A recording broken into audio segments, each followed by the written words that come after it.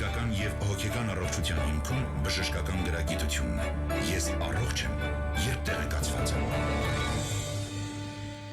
Ողջույն բոլորին, Հանրային ռադիոյի ուղիղ եթերում ենք, ես առողջ եմ հաղորդման շրջանակում, առաջիկա 30 րոպեներին ձեզ համար կաշխատեմ ես, Լուսի Քոչարյանը, հիշեցնեմ, թե որ տարբերակներով կարող եք մեզ ունկնդրել, բացի իհարկե ավանդական ռադիոընդունիչը, դրանք են armradio.am կայքի on-line ռեժիմը, տեսագրություն, ձայնագրությունները փնտրեք այս նույն կայքում, ես առողջ եմ բաժնում, եթե բաց եք թողնում ուղիղ եթերը կարող եք դա լրացնել հենց այս տարբերակով եւ իհարկե հենց հիմա հրավիրում եմ Facebook-յան հարթակ հայտարարված Հայաստանի հանրային ռադիո Facebook-յան էջ, որտեղ մեզ կարող եք նաև դիտել եւ հարցեր թողնել live stream-ի ներքո։ Մեկնաբանությունների բաժնում ես այս ամենին հետևում եմ, փորձում եմ օպերատիվ արձագանքել եւ հետաքրքիր հարցեր նույնպես կհնչեցնեմ մեր այսօրվա հյուրի համար։ Իսկ մենք զրուցելու ենք անոթային վիրաբույժ Արմեն Բաբայանի հետ։ Ողջույն։ Բարև ձեզ Լուսի ջան, շնորհակալ։ Ես շատ սխալվեցի անոթաբույժ ասելով, ստացվում է, որ ոչ այդքան իրականում, որովհետև այո, դուք ընդհանուր առմամբ զբաղվում եք անոթների առողջությամբ, հետազոտմամբ, ախտորոշումներով եւ իհարկե նաեւ արդեն վիրահատությամբ, եթե դրա կարիքը կա, այնպես որ լավ, այդքան չսխալվեցի, անոթային վիրաբույժ եւ այսօր մենք խոսելու ենք թե ընդհանուր անոթային վիրաբուժության մասին, այսինքն որ դեպքերում է պետք դիմել ձեզ եւ ովքեր են ուղղորդում ձեր մոտ, կենտրոնանալու ենք հետո վարիկոզ հիվանդության վրա, հարգելի ունկնդիրներ, մնացեք մեզ հետ, որպեսզի բաց չթողնեք վարիկոզի մասին ամենակարևոր գիտելիքը ու նաեւ արդեն զարկերակային ճնշման խնդիրներին էլ անդրադառնանք մեր բնակչության շատ տարածված, շատ չհսկվող, չկանխարգելվող եւ այսպես ես կասեի տարածված ու բարձի թողի բավականին խնդրի, բայց սկսենք ամենասկզբից, ով է անոթային վիրաբույժը եւ հիմնականում որ գանգատների, որ նշանների դեպքում են մարդիկ հայտնվում ձեզ մոտ։ Բարև ձեզ, շնորհակալություն հրավերի համար։ Անոթային վիրաբույժը ու անոթային վիրաբուժությունը դա վիրաբուժության մի ճյուղն է, որը որ զբաղվում է անոթային հիվանդությունների, այսինքն արյունատար անոթների, զարկերակների ու երակների ախտահարման պայմանավորված հիվանդությունների ախտորոշմամբ եւ բուժմամբ։ Ինչ գանգատներով են հիմնականում մեզ դիմում անոթային խնդիր ունեցող հիվանդները։ Առաջին հերթին դա մեր երկրում ու ընդհանրապես աշխարհում տարածված ամենաշատը դա երակային պաթոլոգիայով հիվանդներն են, որոնք որ առաջին հերթին տեսնում են իրենց լայնացած երակները, վարիկոզ հիվանդություն այս դեպքում ու դիմում են անոթային վիրաբույժի։ Ցավոք սրտի զարկերակային հիվանդությունների ախտորոշման առումով մենք դեռևս այդքան առաջատար դիրքերում չենք գտնվում աշխարհի հետ համեմատ, որովհետև զարգացած երկրներում արդեն տարեց մարդկանց շրջանում ամրագրված է սկրինինգային ծրագրերը, որոնք որ ապահովում են դրանց ժամանակին ախտորոշումն եւ բուժումը։ Ցավոք սրտի Հայաստանում դեռևս այդ ծրագրերը ներդրված չեն, այսինքն դա բերում է նրան, որ զարկերակային պաթոլոգիա, որոնք որ ավելի կարևոր, ավելի սենց վտանգավոր ճյուղն է հանդիսանում հիվանդները, մեզ դիմում են ցավոք սրտի հիվանդության արդեն ուշ ստադիաներում։ Ուշ ստադիաների մեջ մտնում են արդեն գանգրենոզ փոփոխությունները, այսինքն ստորին վերջույթների մեռուկացված հյուսվածքներով դիմելիությունը, որը որ բնականաբար դժվարացնում է վերականգնողական տիպի վիրահատությունները, այսինքն արյան մատակարարման վերականգնման պայմանավորված վիրահատությունները եւ ստիպված արդեն ամպուտացիոն process-ի առաջ են կանգնում, ամպուտացիայի անհրաժեշտության առաջ են կանգնում։ Այսինքն սա վատթար վիճակն է եւ բավականին վատթար, այո։ Ճիշտն ասած մենք ունենք տարբերություն նաեւ Երևանի ու մարզերի միջեւ։ Ես երևի 5 տարուց 6 տարուց ավել աշխատում եմ Սյունիքի մարզում, բարբերաբար այցեր եմ կատարում Գորիս եւ Կապան ու նմանատիպ տենդենսը մենք տեսնում ենք շատ լուրջ, այսինքն ինչ է տեղի ունենում հիվանդները, որոնք որ ունեն անոթային գանգատներ, զարկերակների հետ կապված, չեն ախտորոշվում, այսինքն դիմում են մեզ։ Բայց չեն դիմում, թե ուշ են դիմում։ Ուշ են դիմում, շատ ուշ են դիմում։ Այսինքն դիմանում են այդ խնդիրներով։ Եվ դիմանում են, եւ դժվար է ախտորոշվում առաջային օղակի, բուժօղակի կողմից, հա, պոլիկլինիկական օղակի կողմից, ինչի պատճառով է դա տեղի ունենում, որովհետեւ բնորոշ տիպի գանգատները, դա ցավն է, հոգնածության զգացողությունն է, մաշկի գույնի փոփոխությունը, հա, տրոֆիկ խանգարումները, դրանք բնորոշ են մի շարք խմբի հիվանդություններին։ Օրինակ նյարդաբանական, հա, տիպի հիվանդությունների, հատկապես հոգնածության զգացողությունը, բնորոշ են տրավմատոլոգիական բնույթի հիվանդություններին, բայց կա մեկ բնորոշ շատ գանգատ, որի ուղղությամբ ես կուզենամ անդրադառնալ, որը որ շատ բնորոշ է զարկերակային հիվանդություններին, դա ընդմիջվող կահության զարգացումն է։ Ինչ է դա իրանից ներկայացնում։ Երբ մենք ունենք զարկերակի խնդիր, հա, զարկերակի լուսանցքի նեղացում կամ խցանում, դա բերում է ծանրաբեռնվածության ժամանակ արյան վատ մատակարարման դեպի հյուսվածքների, այս դեպքում ստորին վերջույթներ։ Ինչի արդյունքում X դիստանցիա քայլելուց հիվանդը ունենում է հոգնածության զգացողություն, ստիպված է լինում կանգ առնել, հանգստանալ, նոր շարունակել իր քայլքը։ Համարվում է, որ առողջ մարդը կամ ոչ նշանակալի զարկերակային խնդիրներ ունեցող մարդը կարող է ուղիղ ճանապարհով, հարթ ճանապարհով, նորմալ քայլքի տեմպով քայլել 1 կիլոմետր եւ ավել։ Երբ այդ 1 կիլոմետրը կրճատվում է, դա վկայում է նրա մասին, որ արդեն մարդը ունի զարկերակների հետ կապված լուրջ խնդիրներ, որոնք որ քչացնում են իր անցավ քայլքի դիստանցիան։ Դա կոչվում է ընդմիջվող կահության համախտանիշ ու շատ բնորոշ է զարկերակային հիվանդություններին։ Ինչ կուզենամ մարդկանց ուշադրությունը հրավիրել դրա վրա։ Սա կարող է օգնել տարբերակել միանշանակ։ Հա, եթե մենք մի կողմ ենք դնում ցավը,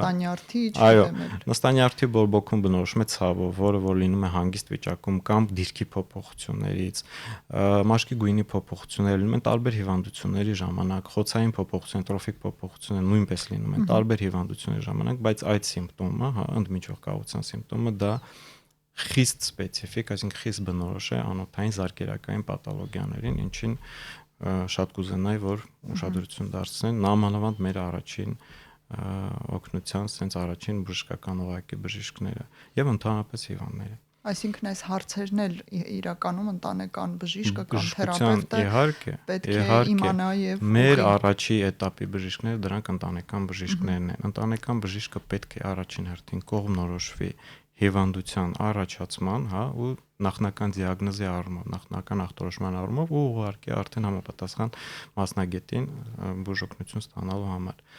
Այսինքն նախնական սիմպտոմները, որոնք որ բնորոշ են այս կամ այն հիվանդությանը, դա պետքա կողմնորոշվի ընտանեկան բժիշկ, պոլիկլինիկայի բժիշկ։ Բժիշկ տարբեր մասնագետներ, որ հայտնվում են այս ստուդիայում, իրականում շատ են շեշտադրում դնում հենց առաջին օղակի վրա պոլիկլինիկայի համակարգին, հորդորում ուշադիր լինել եւ վերապատրաստվել եւ տեղյակ լինել այս ախտանշաններից տարբերակիչ դիագնոստիկա անելու համար։ Մենք դեռևս կաղում ենք։ Այդ ձեր կարծիքն է ուզում իմանալ, դուք ինչ որ դինամիկ, դրական դինամիկա տեսնում եք երկրում, թե դժգոհ եք դեռ։ Լավ հարց եք տալիս, փորձեմ կարճ պատասխանեմ։ Երկրում երևի Երևանի պայմաններում դա բավական առաջընթաց է, այդ ճյուղը բավական առաջընթաց է ապրել։ Մարզային պայմաններում չեմ կարծում դեռևս, որովհետև ես հետևում եմ իմ այցերին, հա, ու այցերի ընթացքում մենք ինչ որ լուրջ դրական դինամիկա այդ առումով չենք տեսնում, այսինքն այնպես չէ, որ հայտնաբերելիության չափը գնալով տարիների ընթացքում շատանում է։ Ցավոք սրտի դա փաստ է։ Իսկ որտեղ եք խնդիրը տեսնում որպես թե մարզերում աշխատող, թե այստեղ։ Խնդիրը առաջին հերթին դա հիվանդների մեջ է, որովհետև նրանց դիմելիությունը, նրանց գիտակցությունը, որ X խնդրի առաջացման դեպքում պետք է դիմել բժշկի,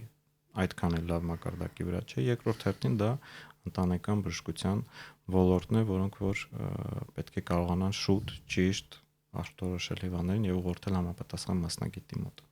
Մի հարց էլ կուզեի ուղղել մաշկի գույնի փոփոխության վերաբերյալ, փորձելով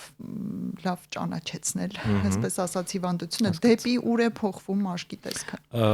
Երակային խնդիրների դեպքում մաշկը դառնում է ավելի կապտավուն, ցիանոտիկ, որովհետև առաջանում է երակային արյան կանգ, դժվար հոսք, զարկերակային խնդիրների դեպքում միանգամից ասեմ, որպեսզի բոլորին պարզ լինի, զարկերակները դրանք սրտից դուրս եկող, այսինքն հյուսվածքներին ու օրգաններին արյուն մատակարարող անոթներն են, իսկ երակները այդ արյունը հետ տանող դեպի սիրտ տանող անոթներն են։ Երակային խնդիրների դեպքում առաջանում է սովորաբար մաշկի կապտավուն, ցիանոտիկ երանք, իսկ զարկերակային խնդիրների դեպքում, քանի որ արյունը վատ է հոսում դեպի այս դեպքում վերջույթներ, առաջանում է մաշկի գունատություն, սպիտակավուն երանք ու կարող է բնականաբար առաջանալ մաշկի սառնություն։ որովհետեւ բնականաբար այրուն դժվարությամբ է հասնում այնտեղ։ Իսկ ավելի երակային թե զարգերակային խնդիրներն են տարածված թե Հայաստանում եւ թե աշխարհում։ Սենց պատասխանեմ ձեզ։ Սիրտանոթային հիվանդությունները հանդիսանում են աշխարհում մահացությամբ առաջին տեղը։ Սիրտանոթային զարգերակային հիվանդություններից ամենատարածվածը աթերոսկլերոզը, որը որ ախտարում է օրգանիզմի բոլոր անոթները, սրտի անոթների դեպքում կորոնար զարգերակները բերում է ինֆարկտի առաջացման, ուղեղի սնուցման անոթների դեպքում քնային զարգերակները բերում է ինսուլտի զարգացման, ստորին վերջույթների դեպքում բերում է գանգրենայի զարգացման, այսինքն դա ամենատարածված հիվանդությունը այս պահին աթերոսկլերոզը։ Ինչ վերաբերում է երակային հիվանդություններին, տարեց մարդկանց շրջանում աշխարհում երակային հիվանդությունների արտահայտվածության աստիճանը հասնում է գրեթե 80%-ի։ Դա բավականին մեծ թվեր է, շատ մեծ թվեր է։ Մի ոլորտի, մի խմբի հիվանդության համար մեծ թիվ է։ Այստեղ էլ է դիմելիությունը, այսինքն դանակավորին հասնել նոր բժշկի գնալ, այս խնդիրն է առաջին հորիզոնականը։ Ցավոք սրտի մեր ազգի մտածելակերպի մեջ դա բավականին արտահայտված է նամանավանդ մարզային բնակչության դեպքում։ Մայրաքաղաքի բնակչությունը շատ ավելի զգոն է իր հիվանդության, իր վիճակների հանդեպ։ Երկրորդ հերթին ստե երևի նշանակություն ունի կլինիկաների քանակության բավականին մեծ լինելը Երևանում։ Բազմապիսյությունը քանակության մեծ լինելը, ինչի կապակցությամբ հիվանդները դիմում են համապատասխան իրենց հարմար, տեղանքով հարմար բուժական հաստատություն։ Մրցակցությունը առողջ է, մեծ է եւ ընտրությունը շատ է։ Հուսով ենք կլավացնի մրցակցությունը նաեւ առողջապահության որակը։ Ես ուզում եմ նաև անդրադառնանք այս գանգատների նշանների դեպքում եւ բժշկի հետ էլ միգուցե խորհրդակցելուց հետո ինչ գործիքային կամ լաբորատոր հետազոտություններ են հիմնականում նշանակվում եւ ով է նշանակում ու ինչ խնդիր այստեղ ունենք, էլի չեն անում, ինչն է պատճառը, որ չեն անում, այո։ Ամենակարևոր ախտորոշման մեջ ամենակարևոր առաջին փուլը դա հիվանդի արտաքին զննում է, ֆիզիկալ քննությունն է։ Այսինքն դուք միշտ պետք է տեսնեք, նայեք։ Անպայման, առանց դրա ախտորոշումը դժվար է։ Օրինակ on-line հնարավոր չի գրելի։ Ճիշտ ասած, իմ դիագնոզների մեծամասնություն կատարում է on-line ձևով, ինչ որ սխալ է։ Դա կապված իհարկե մարզային բնակչության պայմանը, անհասանելիության պայմանից ելնելով։ Երկրորդ этаպով կատարվում է անամնեզի հավաքում, այսինքն լսում են հիվանդի գանգատները, հասկանում են ինչից է նա գանգատվում, երբ է այդ գանգատները առաջանում եւ այլն եւ այլն։ Այս փուլը օգնում է բժշկին, անոթային վիրաբույժին նախնական ախտորոշում դնել ու հասկանալ, որ ուղղությամբ արդեն պետք է գնալ հետագա գործիքային հետազոտություններ իրականացնելու համար։ Գործիքային հետազոտություններից ամենակարևորը, ամենաառաջնահերթը դա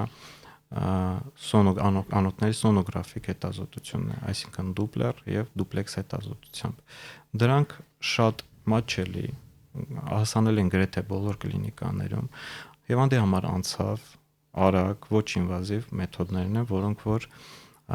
օգնում են ախտորոշումը ճշտելու։ Մյուս հետազոտությունը, արդեն ինվազիվ հետազոտությունը, դա համակարգչային շերտագրումն է, անգիոգրաֆիկ ռեժիմով իհարկե, որտեղ հետազոտում ենք անոթները։ Այս երկու հետազոտությունը դրանք հիմնականներն են, կիրառվում են իհարկե այլ հետազոտություններ, ենթադրենք MRT-ի տեսքով եւ այլն, բայց դրանք ավելի քիչ կարեւոր, նշանակության բաներ են։ Գործիքային հետազոտությունների արդյունքում դուպլեքսի ու անգիոգրաֆիայի արդյունքում դրվում է վերջնական ախտորոշում, ինչը օգնում է բժշկին ընտրել բուժման տակտիկան եւ հնարավոր վիրահատության տարատեսակ։ Մի այսպիսի հարց գործիքային հետազոտությունների վերաբերյալ, եթե մարդն ունի ձեր նշած գանգատները, զգում է, հասկանում է եւ գրագետ է, գիտի, որ դրանք անոթների հետ են կապված, իմաստ ունի, որ նա ինքնագլուխ, այսպես ասած, գնա այդ ձեր ասած հետազոտությունները անի։ Հասկացա ես, ինքնաբուժությունը անոթային վիրաբուժություն ընդհանրապես բժշկության մեջ անթույլատրելի է, որովհետեւ դա բերում է ոչ էֆեկտիվ ընդհանրապես մոտեցման եւ հանդիբուժման առումով ու շատ դեպքերում բերում է լուրջ սխալների, որոնք որ բերում են առողջական խնդիրների նաեւ վտանգների առաջացման։ Որպես օրինակ կարող եմ բերել կարճ օրինակ, դա տզուրկաբուժությունն է։ շատ հիվանդներ մեզ, որոնք ունեն վարիկոզ հիվանդություն, մոտիկանում են մեզ։ Բայց դեռ կա այդ։ Կա, պատկերացրեք կա մեր իրականության հետ ու շատ են դիմում մեզ այդ տիպի խնդիրներով, այսինքն մարդ ունի վարիկոզ հիվանդություն, ինչ որտեղ լսել է, որ դզուրակաբուժությունը օգնում է դրան, գնում անցնում է ու արդեն բորբոքված, ինֆեկցված մաշկով գալիս է, այո, իհարկե հակասանիտարական վիճակ։ Դզուրկները ուղղակի արտադրում են ցավազրկող նյութ արյունը խմելու ժամանակ ու հիվանդին դա ինչ որ չափով հանգստություն է պատճառ, թեթևացնում են, անթում է թե ինքը բուժվել է, բայց դզուրկները չեն կարող ներծծել իրենց երակները։ Այո, ցավոք սրտի մենք դեռևս այդ փուլում ենք։ Լավ, այսինքն իմաստ չունի ոչ գնալ եւ տենց բոլոր հետազոտություններն անցնել, ոչ բնականաբար այլընտրանքային մեթոդներին դիմել, միայն բժշկի հետ խորհրդակցությունից հետո։ Գործիքային հետազոտությունը կարող է նշանակվել թերապևտի կողմից, թե այստեղ միևնույն է ցանկալի անոթային։ Այո, իհարկե կարող է։ Ամենատարածված խնդիրը նույնպես անդրադառնալով դա վարիկոզ հիվանդությունն է, թերապևտը տեսնելով դա հանգիստ կարող է հիվանդին ուղարկել դուպլեքս հետազոտության, որովհետև անոթային վիրաբույժի մոտ այցից հետո մեկը անոթային վիրաբույժը ցանկանալու է կատարել դուպլեքս հետազոտություն վերջնական ախտորոշման համար։ Այսինքն սովորական երևալի խնդիրների դեպքում իհարկե թերապևտը կարող է ինքնուրույն ուղարկել հետազոտություն։ Քանի որ հասանք հենց վարիկոզին, խնդրում եմ նշել, թե ինչ տեսք եւ դրսևորում ունի վարիկոզը եւ ինչպես կարելի է ճանաչել այն։ Հասկացա։ Վարիկոզը ճիշտն ասած անոթային վիրաբուժության մեջ ամենատարածված, ճանաչելի խնդիրներից մեկն է, որտեղ հիվանդները արտակնապես տեսնում են իրենց լայնացած երակները ու բնականաբար հասկանում են, որ իրենք ունեն այդ հիվանդությունը։ Վարիկոզ հիվանդությունը շատ տարածված է ընդհանրապես աշխարհում, ինքը հանդիպում է կանանց 30%-ի եւ տղամարդկանց 20%-ի մոտ աշխարհում։ Իսկ եթե հաշվի առնենք փոքր մազանոթային ցանցերը, ցելիանգեկտազիաները, ռետիկուլյար վարիկոզը, ընդհանրապես 80%-ի մոտ աշխարհի բնակչության։ Դա արտահայտվում է անոթների մեջ գտնվող փականների, երակների լուսանցքում գտնվող փականների գործունեության խանգարման, արյան հոսքի խանգարման, երակային արյան ճնշման բարձրացման տեսքով, որը բերում է անոթի էլաստիկ պատի, էլաստիկ կարկասի վնասման, երակները դեֆորմացվում են, ողկույզածեր դեֆորմացվում են, երկարում են, լայնանում են, ինչը շատ բնորոշ է արդեն վարիկոզ հիվանդության արտահայտվածությանը։ Այսինքն ուրիշ բանի հետ այստեղ շփոթել անհնար է։ Շատ դժվար է շփոթելը։ Եթե ախտորոշվում է վարիկոզը, ինչ քայլեր են սպասվում բուժարուին։ Եթե ախտորոշվում է վարիկոզը, շատ կարևոր է հասկանալ ինչ արտահայտվածության աստիճան ունի այն։ Ինչ է դա նշանակում։ Հիվանդը կարող է ունենալ 1-2 լայնացած երակներ, բայց դա դեռ չի նշանակում, որ ինքը ունի լուրջ արտահայտված վարիկոզ հիվանդություն, ինչն էլ ունի վիրահատական բուժման կարիք։ Պետք է ամենաառաջինը հասկանալ, արդյոք արկա է փականային անբավարարություն այդ երակները հավաքող հիմնական ցողունի մեջ։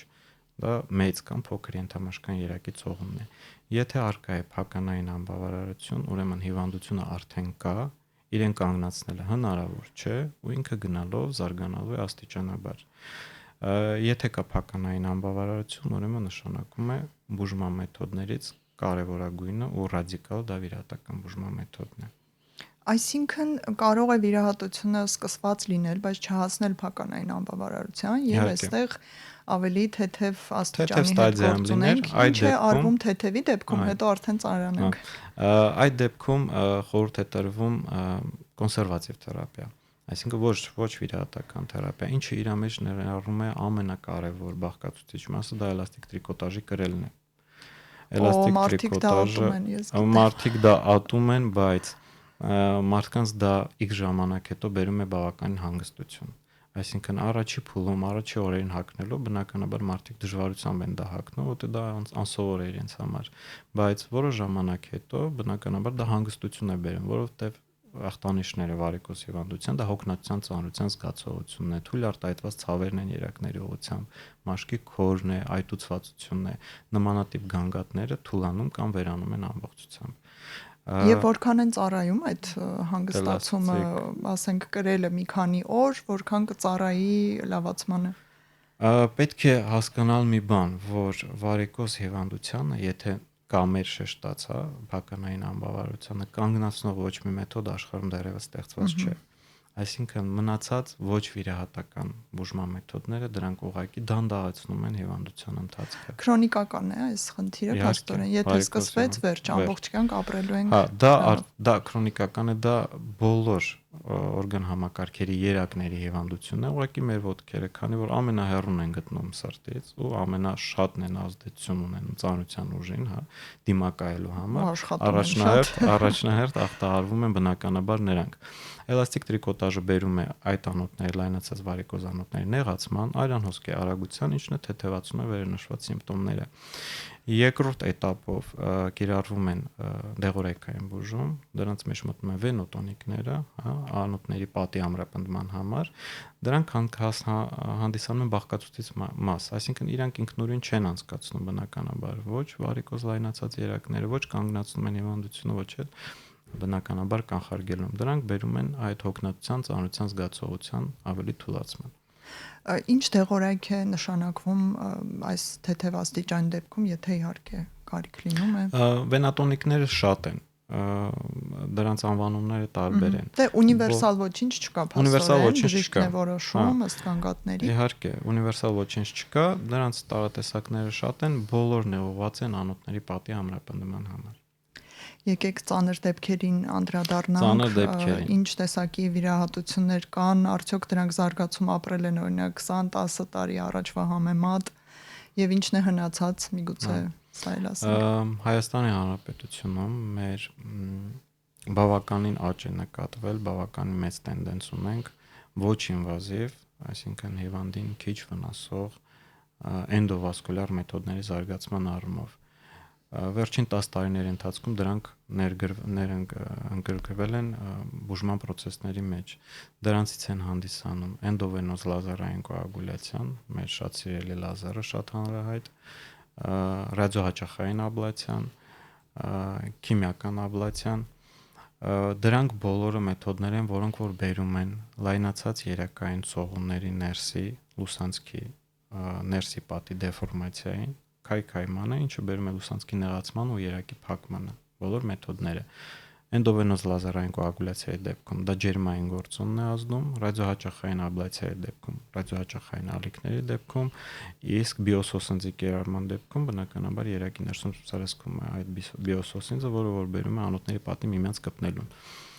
Դրանք նոր մեթոդներ են,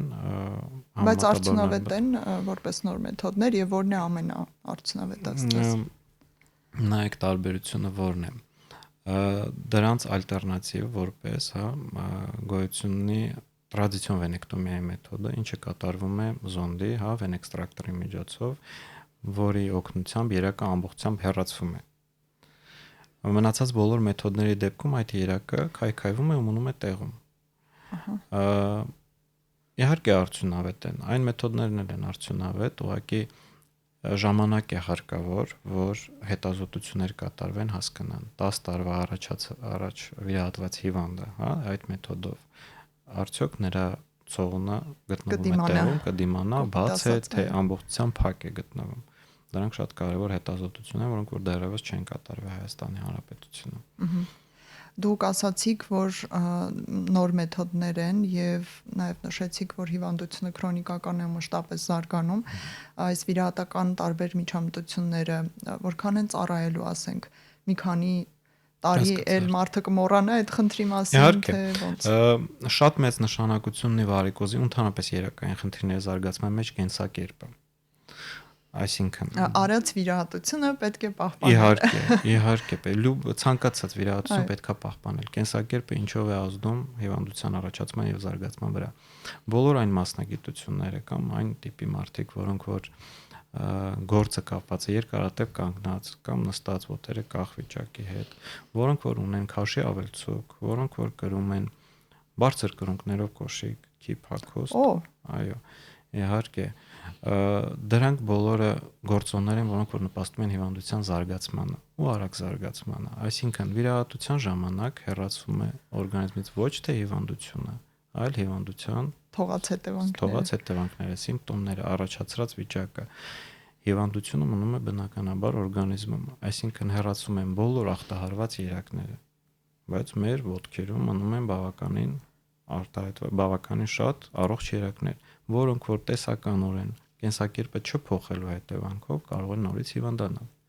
Այսինքն, եթե վիրահատությունը արվեց ու հիվանդը շարունակեց իր ոչ առողջ, ոչ բան կենսակերպը, բնականաբար հիվանդությունը տարիներ, տասնամյակներ հետո կարող է նորից զարգանալ, իհարկե ոչ այն արտահայտվածության չափով, ոնց եղել է նախկինում։ Ես կուզեի նաև անդրադառնանք երկու կարևոր ոլորտների, որոնք հիմա նորաձև չի ասի, բայց շատ են քննարկվում, դրանք վիտամիններն են եւ որոշ վիտամինների պակաս, որը բերում կամ նպաստում է հիվանդությունների զարգացման, եւ հորմոններն ու ընդհանրապես մարդու հորմոնալ ֆոնը։ Այս երկուսը ինչ ազդեցություն ունեն անոթների վրա։ Վիտամինների առումով լուրջ ազդեցություն ունեն անոթային համակարգի հիվանդությունների առաջացման, զարգացման կամ բուժման վրա։ Ինչ վերաբերում է հորմոնալ փոփոխություններին, ինչի է կանանց մոտ ավելի հաճախ հանդիպում վարիկոզ հիվանդությունը, որովհետև կանայք բնականաբար ծննդաբերությունը ու հղիության ու ծննդաբերության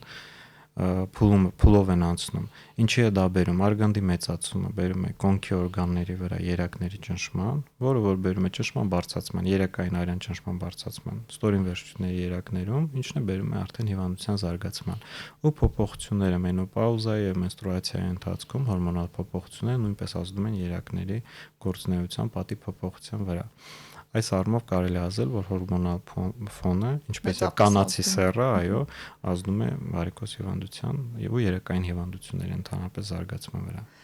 Ինչ կասեք տարիքի մասին, արդյոք վարիկոզը կամ զարկերակային կամ երակային հիվանդությունները այսպես սիրած տարիք ունեն կամ ինչ որ տարիքից սկսած անպայմանացնում են։ Անոթային հիվանդությունները ուղիղ կորելյացիայի մեջ են գտնվում տարիքի հետ։ Այսինքն գնալով անոթի, լինի դա զարկերակ թե երակ, անոթի պատի էլաստիկությունը, կարկասը, որը որ